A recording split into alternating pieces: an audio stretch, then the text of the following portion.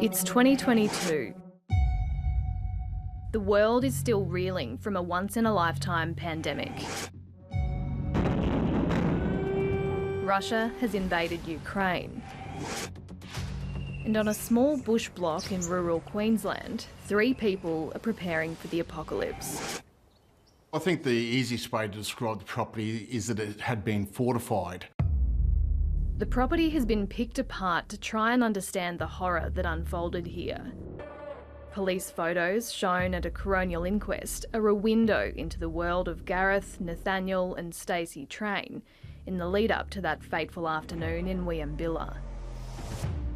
They're stockpiling rifles and shooting cardboard targets. They've set up sniper hides along their driveway and bought camouflage ghillie suits. In their deluded minds, this is the beginning of the end times. A period of suffering pitting good against evil before Christ will return to deliver salvation, by their calculations, in around 6 months' time. The hallmark of a delusion is that a person takes into account the evidence which confirms it and rejects steadfastly anything else.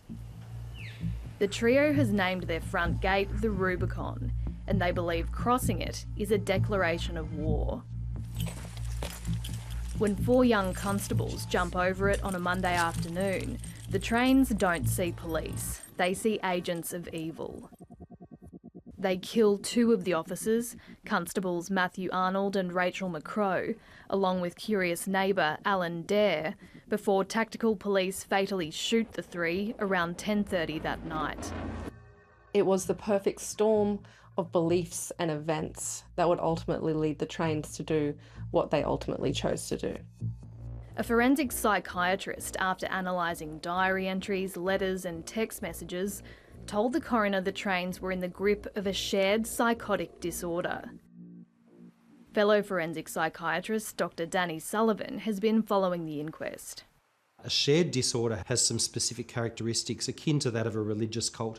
The first is that you need a powerful personality or a messianic leader. And then secondly, you need other people whose personalities may be weaker or less able to challenge the authority of the person who holds the strong belief system.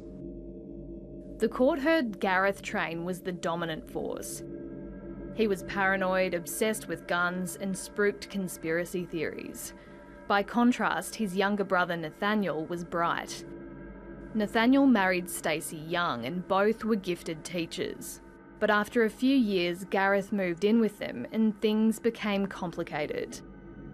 The couple split. Stacey married Gareth, and for a while Nathaniel went his own way. Then the world changed. COVID was the great uncertainty.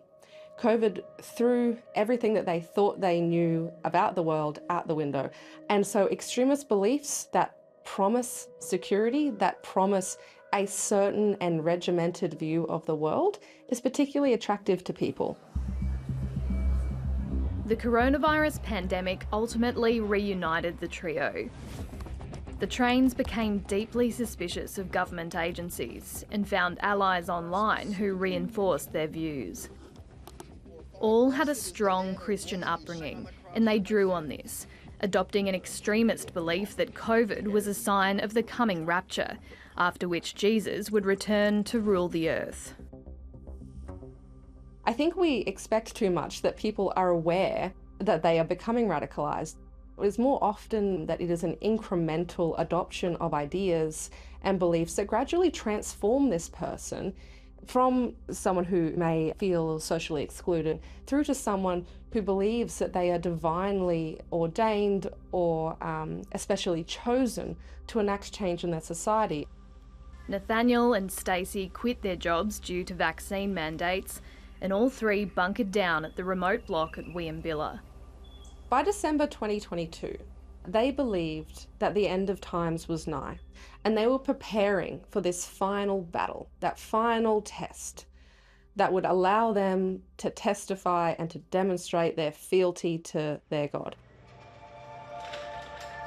On a Monday afternoon in the Queensland country town of Chinchilla, the local police get a call from their New South Wales counterparts. They're told a man named Nathaniel Train is missing and was spotted dumping weapons at the border crossing. New South Wales police suspect he's staying at a remote property about half an hour from Chinchilla, and they want a local team to find and arrest him.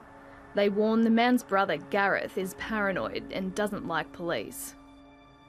Terry Goldsworthy spent decades as a Queensland police officer and has been following the evidence. Your intelligence and threat assessments is only as good as the information you're given by the requesting jurisdiction. What was passed on, what did the police know, would be crucial factors to how the briefing was conducted, how, detailed the briefing was in terms of what the police actions would be. And that would be guided by the level of threat that the police perceived. What Chinchilla officers aren't told is that earlier that day, New South Wales police were made aware of emails from Gareth Train saying anyone who entered his property would be dealt with. Those emails were not passed on to Queensland police. If they were, the officer who has signed the job says she would never have sent 4 junior police.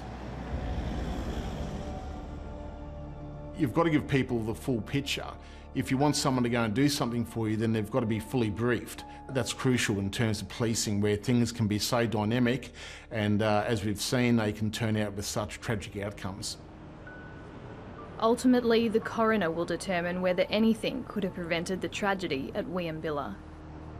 On the final day of hearings, Constable Matthew Arnold's mother addressed the media.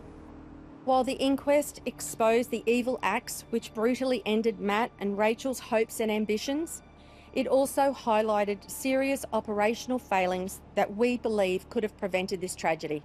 Matt and Rachel's deaths must not be in vain.